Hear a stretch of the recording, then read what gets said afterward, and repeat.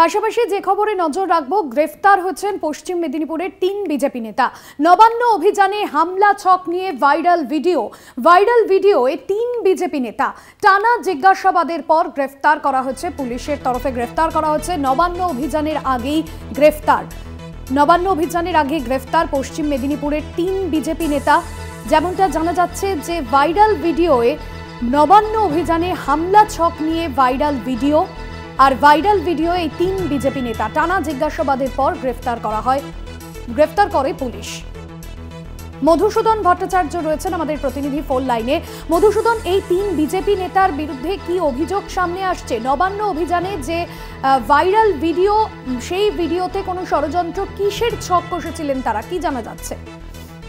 দেখো ভাস্বতী, একেবারে কিন্তু গতকাল তৃণমূলের পক্ষ থেকে যে ভিডিও একটি সোশ্যাল মিডিয়ায় ভাইরাল করা হয়েছিল, তবে সেই পরিপ্রেক্ষিতেই কিন্তু প্রথমে ঘাটাল থানার পুলিশ খড়ার থেকে দুজনকে প্রথমে ডিটেন করে এবং তাদের জিজ্ঞাসাবাদের জন্য তুলে নিয়ে আসা হয়। অপরদিকে চন্দ্রকোনার যে 2 নম্বর মন্ডল বিজেপির সভাপতি বিপ্লব মাল, তাকেও কিন্তু বেশ কিছুক্ষণ ধরে পুলিশ তাকে খোঁজাখুঁজির চেষ্টা করে। অবশেষে তিনি কিন্তু পুলিশের জালে ধরা পড়ে।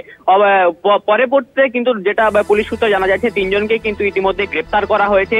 পুরো বিষয়টি গতকালকে যে ভিডিও ভাইরাল হয়েছিল, সেখানে যে একটা তাদের যে কথাবার্তা শোনা যাচ্ছিল যে গুলি চলবে, এমনকি বেশ কিছু উস্কানিমূলক যে মন্তব্য এই নবান্ন অভিযানকে সামনে রেখে, আর সেই পরিপ্রেক্ষিতেই কিন্তু এখনো পর্যন্ত সেই যে তথ্য সামনে এসেছে, তারপরেই কিন্তু তাদেরকে 3 জন, এমনকি পশ্চিম মেদিনীপুর জেলা পুলিশ সুপার এসেও তাদেরকে জিজ্ঞাসাবাদ করে, যেটা সূত্র মারফত জানা যাচ্ছে।